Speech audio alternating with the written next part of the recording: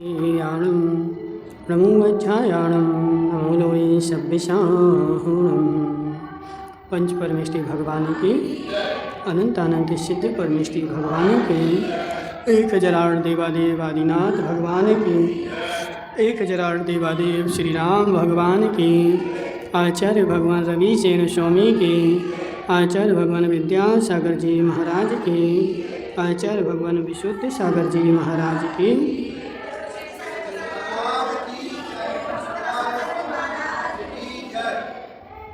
यहाँ पर चर्चा चल रही थी अपनी कि संयम श्री हरि का कनकोदरी के लिए संबोधन कर रहे थे और संबोधन करते करते उसने उसके लिए बताया था कि तुमने जिनेंद्र भगवान की प्रतिमा का विच्छेद किया था, लोगों को दर्शन करने से रोका था, उसको बाहर फेंक दिया था। उस कर्म के उदय के कारण तुम्हें अपने पति का विरह सहन करना पड़ा है। ठीक है, ऐसा वहाँ पर बताया था। उसकी आगे और बता रहे हैं। क्या बता रहे हैं? हाँ, अब उस संयम श्री का मैटर ख़त्म हो गया है। अब कौन बता रहा है? महाराज जी बता रहे हैं। ठीक है, तो महादयालु मुनिराज इतना कहकर वाणी से अमृत झराते हुए के समान अंजना से फिर कहने लगे कि हे बेटी, कर्म के प्रभाव से ही तूने ये दुख पाया है, इसलिए फिर कभी ऐसा निंद कार्य नहीं करना। अब मुनिराज समझा रहे कि हे बेटी, तूने जो ये घोर घोर दुख पाया है, ये क्यों पाया है? कर्म के उदय से पाया है। तो अब एक काम करना कि अब आगे से ऐसा काम नहीं करना। ठीक है, इस पृथ्वी तल पर जो जो सुख उत्पन्न होते हैं वे सब विशेषकर जिनेंद्र देव की भक्ति करने से ही उत्पन्न होते हैं। इस संसार में जो जो तुम्हें सुख दिख रहे, महान महान अभ्युदय दिख रहे, चक्रवर्ती दिख रहे, नारायण दिख रहे, बड़े बड़े राजा महाराजा दिख रहे, जिन प्रधानमंत्री मुख्यमंत्री, ये सब क्यों उत्पन्न हुए? प्रधानमंत्री बन गए, मुख्यमंत्री बन गए, किसको बनना है बताओ? है किसको प्रधानमंत्री बनना है? तो प्रधानमंत्री भी जो बनते हैं वो जिनेंद्र भगवान के स्तुति वंदना पूजा करने से ही बनते हैं। जिनेंद्र भगवान की पूजा स्तुति किए बिना संसार के अभ्युदय सुख प्राप्त नहीं होते। संसार में जितने भी अभ्युदय सुख हैं, चाहे मुख्यमंत्री हो, चाहे प्रधानमंत्री हो, चाहे कुछ भी हो, ये सब पद कैसे प्राप्त होते हैं? तो जिनेंद्र भगवान की सेवा करने से ही प्राप्त होते हैं, और कोई उपाय नहीं है। इसलिए तुम संसार से पार करने वाले जिनेंद्र देव के भक्त हो। इसलिए समझा रहे कि हे जीव, एक काम करो, जिनेंद्र भगवान की भक्ति करो। करोगे? शक्ति के अनुसार नियम ग्रहण कर और मुनियों की पूजा कर, और शक्ति जितनी है उतना नियम भी धारण कर, और क्या कर? मुनि राजों की पूजा कर, सुखी सुखी नहीं। ठीक है, मुनि राजों की पूजा करने का मतलब क्या होता है? मुनि राजों को आहार दान दे, क्योंकि आहार के समय पूजा होती है, वरना तुम सूखी सूखी पूजा कर, हमने तो कल ही पूजा हमने कर ली। तो सूखी पूजा से काम होने वाला नहीं है। ठीक है, भाग्य से तुम इस संयम श्री हरिका के द्वारा प्रदत्त बोधि को प्राप्त हुई थी। तेरा भाग्य अच्छा था, इसलिए तुझे संयम श्री हरिका मिल गई थी। और संयम श्री हरिका ने तुम्हें क्या किया था? संबोधन किया था। यह तुम्हारे पुण्य की महिमा थी, भाग्य की महिमा थी कि गुरु मिल जाएं और संबोधन करने लगें। तो समझना, हमारे पूर्व का पुण्य बाकी है, लविश की सासू माँ, वरना कोई समझाने वाला मिलता नहीं है। ठीक है, जो समझाने वाला मिलेगा तो वो उल्टा ही समझाएगा। मुनिराज हमें समझा रहे, तो इसका मतलब है हमारे पुण्य का उदय है। पदम की सासू माँ, क्या आ रहा? समझ में नहीं आ रहा है? क्या आ रहा है? हाँ, पुण्य का उदय है, इसलिए मुनिराज मिले हैं, वरना पापी लोगों को मुनिराज नहीं मिलते। मिलेक से खंड में उत्पन्न होते, जो कोई मुनिराज मिलने वाले नहीं थे। जे माताएं जे बैठ गई ना गेट पे समझ में नहीं आता है गेट पे क्यों बैठती? इतनी जगह है, उतनी जगह है। सुरेश सेठ की बहू तो गेट पे ही बैठेगी। नहीं जी, तुम लोग इनको बता दो, यहाँ बैठोगे तो पैसा नहीं लगेंगे। जिस सोच रहे हैं कि यहाँ बैठेंगे तो पैसे लगेंगे, तो वहाँ बैठ जा। चिटाई नहीं, पीछे बिना चिटाई वालों की लाइन है, पीछे जो है ना वो बिना चिटाई वाले हैं। गेट पे क्या होता है, गेट हमेशा खाली छोड़ना चाहिए। गेट पे कौन बैठता है, गेट पे कौन बैठता है? गेट पे एक जानवर ऐसा होता है जो गेट पे बैठता है। कौन? बताओ कौन बैठता है गेट पे?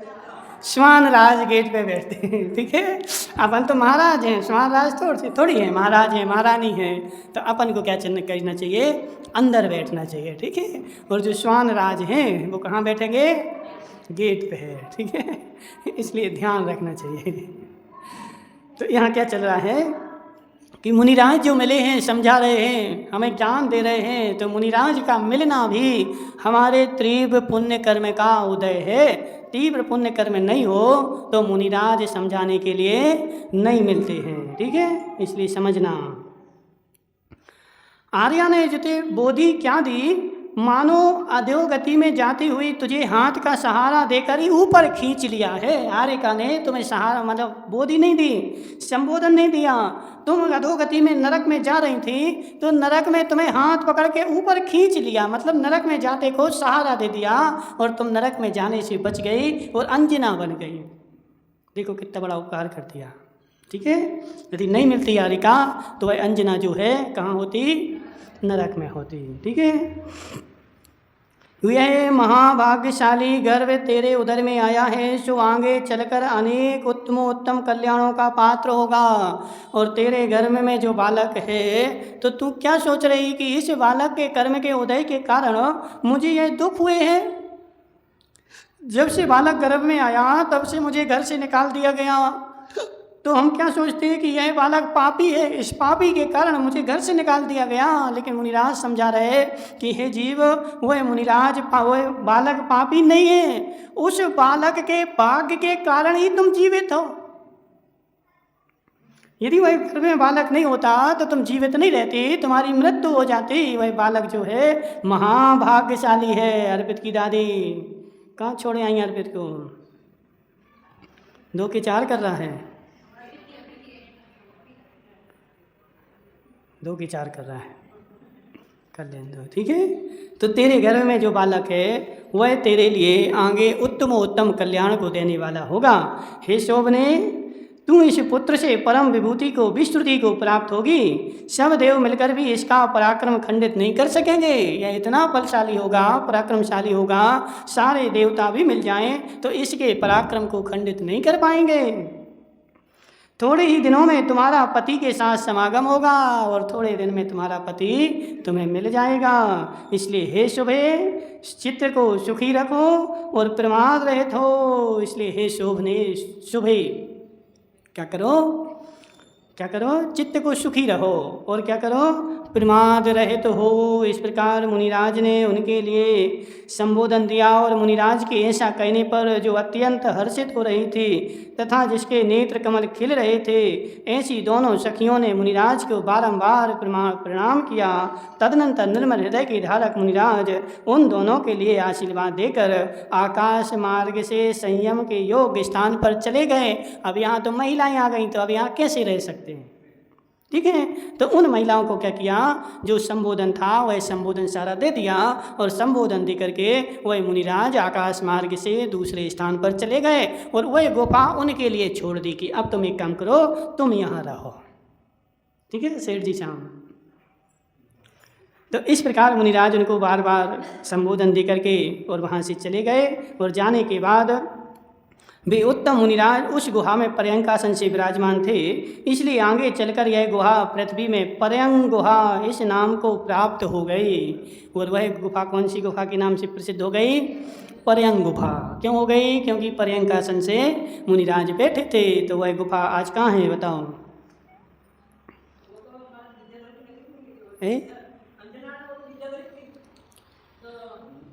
पर्यंक गुफा है। अब ये कहाँ है जी हमें नहीं पता। ठीक है, तुम गूगल पे सर्च करना। तो विद्याधरों की नगरी में जरूरी थोड़ी है, जरूरी नहीं है कि विद्याधरों की नगरी तो थी, लेकिन कौन सा जंगल था, कहाँ था, वो देखना पड़ेगा। ठीक है, हाँ, वो विद्याधरों की नगरी में थी, लेकिन उसकी सासू माँ ने जंगल में छुड़वा दिया था ना। अच्छा, वहीं के जंगल होंगे। नहीं, ठीक है, वहाँ भी जंगल हैं बहुत सारे, ठीक है। तो वहाँ के जंगलों में वह गुहा पर्यंग गुहा के नाम से प्राप्त हो गई। इस प्रकार राजा महेंद्र की पुत्री अंजना अपने भवांतर सुन आश्चर्य से चकित हो गई और उसने पूर्व भाव में जो निंद कार्य किया था उसकी उसने बार बार निंदा करी। मैंने पूर्व भाव में देखो कितना खोटा काम किया कि जिनेंद्र भगवान की मूर्ति और उठा करके फिकवा दी, यह बड़ा खोटा काम है। इसलिए उसने क्या किया, बार बार अपने कार्य की निंदा करी।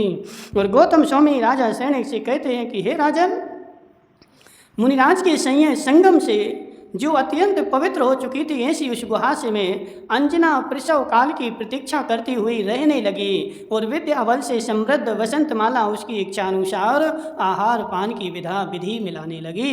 अब वहाँ पे क्या हो गया, वह अंजना और वसंतमाला दोनों उसी गुफा में रहने लगी। काहे के लिए, पेट में बच्चा है, सबने भगा दिया, अब जाएं तो कहाँ जाएं। तो एक काम करते हैं, अपन यहीं रहेंगे। और वसंतमाला जो थी वह विद्याधर थी, तो वह विद्या के बल से आहार पानी की व्यवस्था आसपास जाती उड़ करके और आहार पानी ले आती। तो इस प्रकार वह आहार की व्यवस्था करने लगी और वह दोनों के दोनों कहाँ रहने लगे, पर्यंक गुफा में ही रहने लगे, ठीक है। अथानंतर वहाँ क्षण भर में एक ऐसा विकराल सिंह प्रकट हुआ जो हाथियों के रुधिर से लाल लाल दिखने वाले जटाओं के समूह को बार बार हिला रहा था। देखो खोडनिया माँ आसमान से टपके खजूर पे अटके, ठीक है। जब तक कर्मों का उदय समाप्त नहीं होगा तब तक दुख समाप्त होने वाले नहीं है। ऐसे ही अपने साथ भी होता है। कभी कभी अपन देखते संसार में, एक बीमारी आई, बीमारी का ऑपरेशन करा लिया, 8 दिन नहीं हुए दूसरी आ गई, होता कि नहीं काका जी। समस्याएं एक समस्या से नहीं निपटे, दूसरी समस्या आ गई। कहीं जा रहे थे, गाड़ी का इंजन खराब हुआ, जैसे तैसे सुधरवाया, थोड़े आगे और चले तो पंचर हो गए, थोड़े आगे और चले तो कुछ और बिगड़ गया। क्यों हो रहा है? क्योंकि अंतरंग में जब तक कर्म का उदय है तब तक बाहर में संयोग मिलते रहेंगे। एक संयोग से निपटोगे दूसरा मिल जाएगा, दूसरे से निपटोगे तीसरा मिल जाएगा। इस प्रकार संयोग पे संयोग, संयोग पे संयोग मिलते रहेंगे। इसलिए खोडनिया माँ कर्मों को नहीं करना, वरना आज करोगी तो भाव भाव में भोगना पड़ेंगे। तो वहाँ पे क्या हो गया, थोड़े दिन ही उनको वहाँ रहते हुए थे।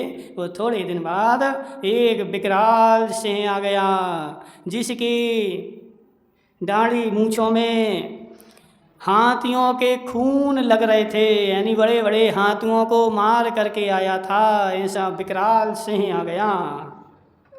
शेर की दाढ़ी मूँछें होते कि नहीं है? शेर की दाढ़ी नहीं होती, बोलो।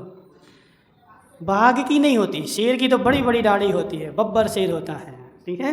वो शेर कहलाता है। बड़े बड़े बाल होते हैं उसके, पूरे गले में, पूरे सिर पर बड़ी बड़ी मूंछें होती हैं। कभी देखना, वो तुम लोग तो जू में जाते ना तो वहाँ सब काट देते हैं, जंगल में जाके देखना। जू में नहीं देखना, यहाँ है ना वो कौन सा, चंद्रपुर के पास में कौन सा जंगल है, कृष्णा जी तो है वहाँ पे, ताड़ोबा का जंगल बहुत बड़ा जंगल है, महाराष्ट्र में है। उसमें 700 शेर हैं। और वहाँ जो लोग रहते हैं, कभी कभी लोग बताते हैं कि हमारे पीछे आंगन में आकर के बैठ जाता है रात में। लोगों ने स्वयं देखा। गिरनार जी का तो नहीं पता हमें, हम गए नहीं, लेकिन ताड़ोबा तो हम गए हैं, ठीक है। तो ताड़ोबा में बहुत सारे शेर हैं, तो वहाँ खोडनिया में जाके देखना, वो वास्तविक शेर मिलेंगे, अच्छी बढ़िया, ठीक है। तो ऐसा वास्तविक शेर वहाँ गया, कहाँ, अंजना जहाँ पर रुके थे। मृत्यु के द्वारा भेजे हुए पत्र पर पड़ी अंगुली की रेखा के समान कुटिल बाहों को धारण कर रहा था। वह कैसा था, जैसे मृत्यु के द्वारा पत्र ही भेजा गया हो। मृत्यु ने पत्र भेज दिया, अब तुम्हारा समय हो गया, चलो। तो ऐसे वह सामने खड़ा है और बीच बीच में प्रतिध्वनि से युक्त वेगशाली भयंकर शब्द छोड़ रहा है। और उससे ऐसा जान पड़ता है मानो समस्त आकाश के खंड खंड ही कर रहा हो। देखो एक से एक दुख आ रहा है, ऐसे बोल रहा है कि ऐसा लग रहा है समस्त आकाश के खंड खंड ही कर रहा हो। जो प्रलयकालीन अग्नि की ज्वाला के समान चंचल एवं अनेक प्राणियों का क्षय करने में निपुण, जिह्वा को मुख रूपी महागर्त में बार बार हिला रहा है। जिह्वा को मुंह के अंदर बार बार हिला रहा है। क्यों? सामने शिकार है, कब खा लें इसको। जिह्वा लप आ रही है। जो जीव को खींचने वाली कुशा के समान तीक्ष्ण, नुकीले, सघन, कुटिल, रौद्र, मृत्यु को ही भय उत्पन्न करने वाली डाढ़ को धारण कर रहा है। उसकी डाढ़ें बड़ी बड़ी हैं। जैसे अब शेर का वर्णन सुना रहा है, ठीक है। डाढ़ें कैसी हैं? एक सुविधा रहती है, शेर की डाढ़ों में कीड़ा भी नहीं लगता और उसको रूट कैनाल भी नहीं करनी पड़ती। मनुष्यों की डाढ़ में तो कीड़ा लग जाता है, रूट कैनाल बनाओ, कीड़ा निकलवाओ, जी भरवाओ, लेकिन शेर की डाढ़ में कीड़ा नहीं लगता। क्यों? उसकी डाढ़ें जो होती हैं ना, नुकीली होती हैं और नुकीली के अलावा दूर दूर होती हैं। मनुष्यों की डाढ़ें चिपकी हुई रहती हैं और चिपकी के कारण बीच में अनाज भर जाता है और उस अनाज में कीड़े उत्पन्न होते हैं और उसमें कीड़े उत्पन्न होते हैं और वह कीड़े जा कर के दांतों में घुस जाते हैं। लेकिन शेर की जो डाढ़ें होती हैं वह दूर दूर होती हैं। तो ऐसे मनुष्यों में भी देखना, किसी किसी मनुष्य के दांत दूर दूर होते हैं। जिसके दांत दूर होते हैं उसको रूट कैनाल नहीं करवाना पड़ता, ठीक है ना।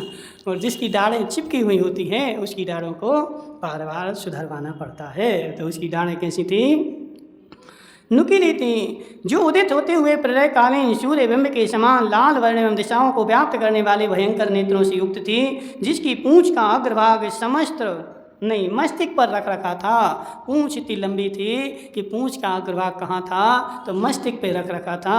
जो अपने नखाग्र से पृथ्वी को खोद रहा था, उसका वक्षस्थल कैलाश के तट के समान चौड़ा था और जिसे सब प्राणी ऐसी आशंका करते हुए देखते थे कि यह साक्षात मृत्यु ही है, अथवा दैत्य है, अथवा कृतांत है, अथवा प्रेतराज है, अथवा कलिकाल है, अथवा प्रलय काल है।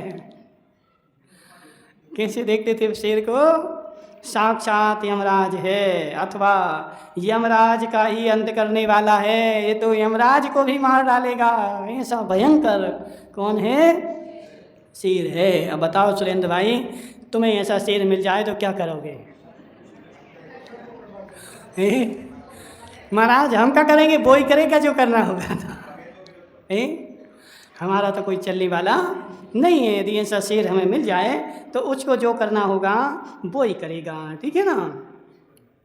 तो इस प्रकार जिसके पीले पीले नेत्र घूम रहे थे, कान खड़े हो गए थे, मन की गति बंद हो गई थी और शरीर निश्चल हो गया था, ऐसे हाथियों के मंद प्रवाह रुक गए थे और हरणी आदि पशु स्त्रियों के समूह थे, वे भय से कांपते हुए बच्चों को घेरे हुए भीतर कर खड़े थे और उन सबके नेत्र अपने झुंड के मुखिया पर लगे हुए थे। यानी जो झुंड थे ना आसपास में, जो हिरनें वगैरह थीं, तो ऐसे शेर की आवाज़ सुन करके उन हिरणों ने क्या किया? अपने अपने बच्चों को बीच में कर लिया और घेर करके खड़े हो गए और उस झुंड का जो मुखिया था उसकी ओर बचाव की दृष्टि से देखने लगे। अपने पास में ऐसे ही होता है।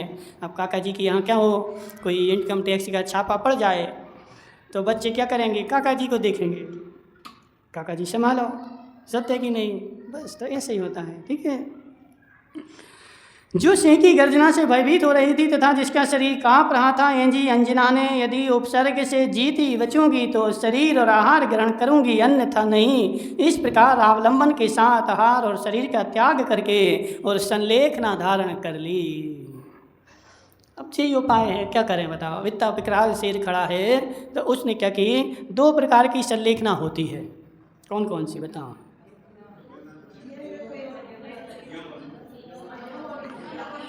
नियम, हाँ, एक यम संलेखना होती है और एक नियम संलेखना होती है।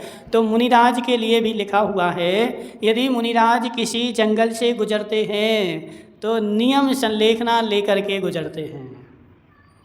यदि किसी नदी में से गुजरना पड़े, कहीं जा रहे और रास्ता दूसरा नहीं है और नदी के बहाव में से निकलना पड़े तो वहाँ पर फिर नियम संलेखना ले लेते हैं।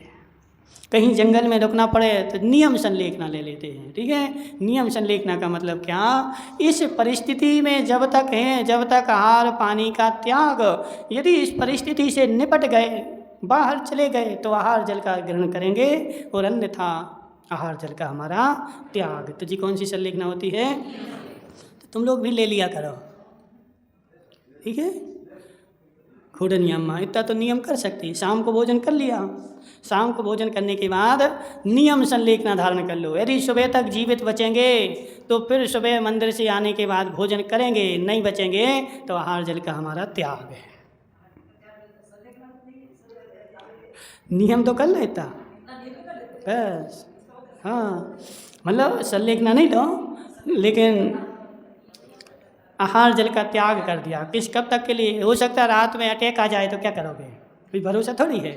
ऐसे ही होता है। एक हमने देखा, एक जगह हम थे तो चतुर्मास में एक डोकरा 80 साल का था और डॉक्टर के पास गया तो उसने सारी चेक करवाई, बीपी भी नहीं, शुगर भी नहीं, पूरा हार्ट मार्ट। बोले, डॉक्टर ने बोला तुम्हारा हार्ट तो बहुत अच्छा है, कोई बाईपास नहीं हुआ, कोई वो भी नहीं डला, छल्ला भी नहीं डला। 1 साल बाद बेचारे को रात में सोया था, पोता पोती साथ में सो रहे थे। सुबह पोते ने उठाया, दादाजी उठो, दादाजी उठो। दादाजी रात में सोए थे, सुबह उठे नहीं। ठीक है, ऐसा होता है। तो कम से कम एक काम करना चाहिए, जब रात में सोते हैं तो त्याग करके सो। यदि सुबह नहीं उठे तो त्याग के साथ तो मरण होगा। काका जी करते कि नहीं चाय का, वरना रात में 12 बजे उठे काका जी, फिर बोले हमें तो चाय पीना है, ऐसा तो नहीं करते।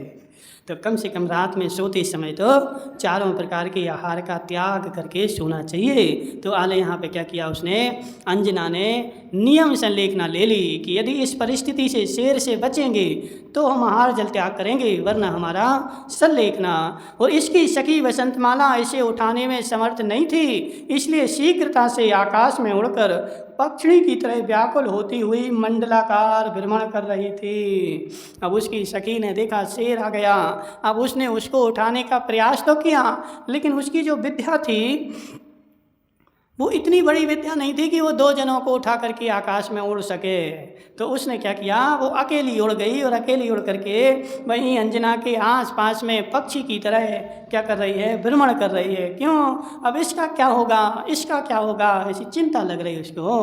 वह अंजना के प्रेम और गुणों से आकर्षित होकर बार बार उसके पास आती, पर तीव्र भय के कारण पुनः आकाश में चली जाती। बार बार आती अंजना के पास, लेकिन भय के कारण फिर उड़ जाती। यदि हम यहाँ बैठेंगे तो यह तो मरेगी, हम भी मर जाएंगे, तो कम से कम एक तो कोई बच ही रहे। ठीक है, अतःनंतर जिनके हृदय विशीर्ण हो रहे थे, ऐसे उन दोनों स्त्रियों को भयभीत देख उस गुफा में रहने वाला गंधर्व दया के आलिंगन को प्राप्त हुआ, अर्थात उसे दया उत्पन्न हुई। हे जीव, अभी अंजना का पुण्य बाकी है और अंजना से ज़्यादा पुण्य उस बच्चे का है। कौन सा है बच्चा, चरम शरीरी, एक भवतारी। और जो चरम शरीरी है उसने पूर्व भव में मुनिराज बन करके और उग्र तप करके और वह जो पुण्य इकट्ठा किया है, तो ऐसा नहीं हो सकता कि उसका गर्भ में मरण हो जाए। गर्भ में मरण उन्हीं का होता है जिनके पुण्य क्षीण होते हैं।